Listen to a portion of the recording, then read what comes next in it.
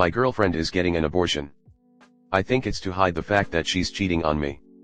I've been in a relationship with my current girlfriend for 10 years, I think at this point we're basically married in all but name.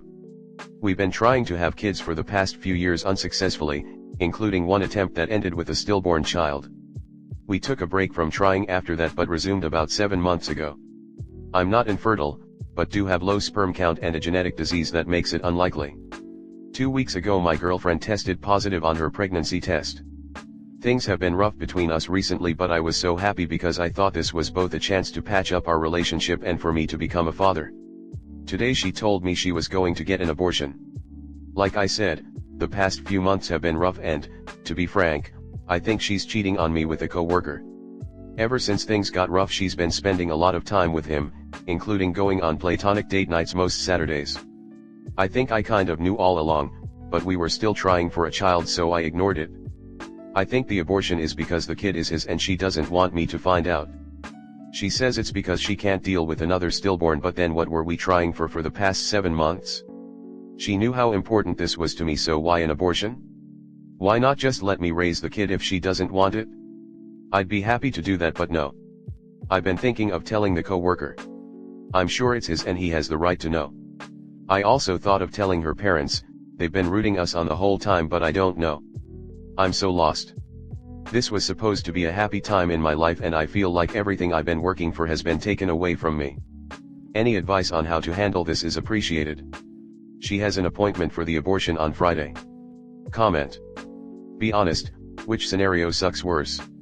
The one where she's having an abortion to try and hide an infidelity, the one where she's doing it because she's about to leave you and doesn't want any ties, or the one where she genuinely cannot mentally cope with another stillbirth but has been faking being okay for 7 months and you didn't notice? I think you know this relationship is dying, if not dead. If you can get closure/answers, that's great, but you may not get full honesty at this point. Regardless of the truth, you guys are not in a healthy partnership right now and it's time to address that realistically. Yeah, that made me cringe, I'm not gonna lie. I'm literally 20 and not a parent, but from what I've heard you need a really strong relationship before having a baby because it can be the most difficult time in a relationship. A good foundation is necessary before adding something huge like a baby. My fiancé and I have been together almost 9 years, and we have a daughter that will be 2 in December. Since day one it was always like he and I against the world. We were always a team. We very rarely fought. We barely even bickered. We've been through some shit too, and it never even came close to breaking us. We have fought more in the 21 months since our daughter was born than we did in the entire 7 years prior. Like, significantly more. We're still a team, but now there's a tiny, demanding opponent that we both love more than we love ourselves, and it makes it hard. Add on to that the lack of sleep and how every stressor now seems 1,000 times worse because it's not just us we have to worry about anymore. Not gonna lie. It's tested us. And you won't really find a more solid foundation than the one we started on. Not gonna lie, having a baby absolutely does test your relationship like nothing else, and it can be so hard to stay connected with each other, but God, there are also some of the most amazing beautiful moments you will have ever experienced in your life between you and your partner and baby. It's hard to understand the beauty of loving this little human together until you've experienced it. And obviously becoming parents is not something everyone wants, and that's completely okay, but if it is something you want then it is so worth the difficult parts of it. My husband and I are committed to choosing to love each other and to figuring out the things that come between us, and being secure in that commitment really helps. My sister has been with her husband for 20 years. In the 12 years they were together before kids, they literally never fought. Just never. They got along so well and were an awesome team. Then they had kids and things got rough. Their boys are now, almost, 5 and 8, and things are significantly better. They're back to how they used to be. I don't know if you need/want to hear this, but things do get better. I'm sure there's a staggering number that divorce because of these changes. Less time for intimacy, alone time, time to decompress, money issues, parenting issues, such as not seeing eye to eye on certain things. All complete to exacerbate already existing issues and create new ones. This is probably why some divorced couples end up back together after the child is out of the picture. Because those stressors are no longer causing massive changes in personality and whatnot. It's never the child's fault, but sadly, they get the shit end of the stick in terms of living situations and possible karma. On top of that, There's no way of knowing who the father really is, even if she is cheating, which is not at all guaranteed at this point. The co-worker might genuinely be a friend that is helping her through hard times. They were actively trying for a baby, even with low sperm count. Op cannot be sure it's not his, neither can his partner. That's again only if she is cheating, there's no proof of that. I agree with you, this relationship sounds like it has run its course. It's very irresponsible to try for a baby to patch up the relationship. That barely ever succeeds, and then you have a broken relationship and a baby. Not ideal. The trauma of maybe losing the baby again while in an unstable relationship is also massive. Op's partner is being reasonable, no matter which of the scenarios is true. Next story 2.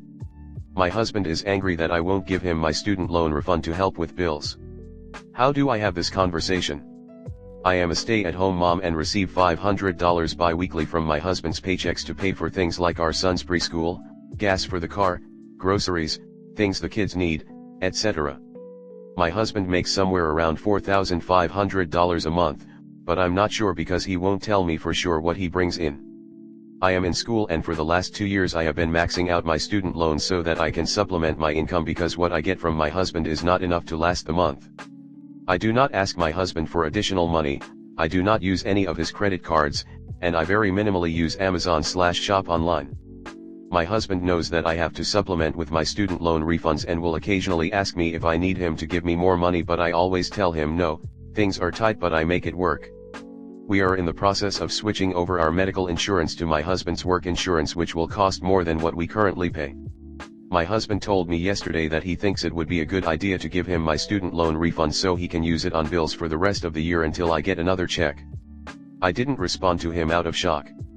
He brought it up again later, and I told him that I didn't feel that I could talk about it right then because I didn't want it to end up in a fight. He kept pushing me about it, and I told him that I wasn't going to give him the money. He got angry and is now ignoring me. The reason I don't want to give him the money is because I know it won't go to bills. He has packages coming in the mail from all sorts of websites almost every day. He spent almost $900 on Amazon in the span of 30 days. He gets fast food constantly. Anytime I have ever tried to talk to him about this spending, he tells me that he busts his ass for that money, and since he knows how much money we have, it isn't any of my business what he buys.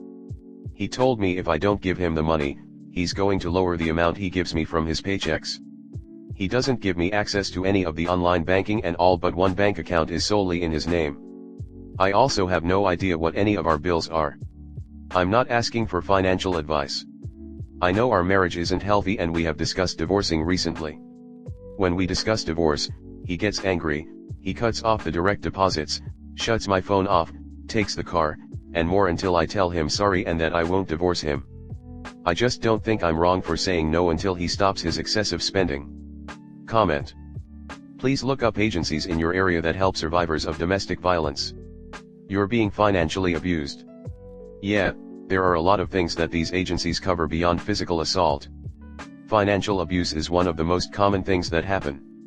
That's a very heartbreaking thing to say, but it should also give you hope that they will have lots of experience through which to support you. It is definitely abuse. Please seek out help and advice from someone local that can help you. I had a friend in a similar situation. Her husband was abusive in other ways as well. He made her believe that he was quite wealthy. He certainly made enough money, but he also spent a lot of money. Her husband died. After he died, she found out that he had basically spent everything. Fortunately, their house was paid for, so she did have a place to live. However, she had no credit, she had no bank account of her own, and she didn't even know how to pay the bills. She eventually got it sorted all out, but it was extremely difficult for her because she didn't have any credit of her own.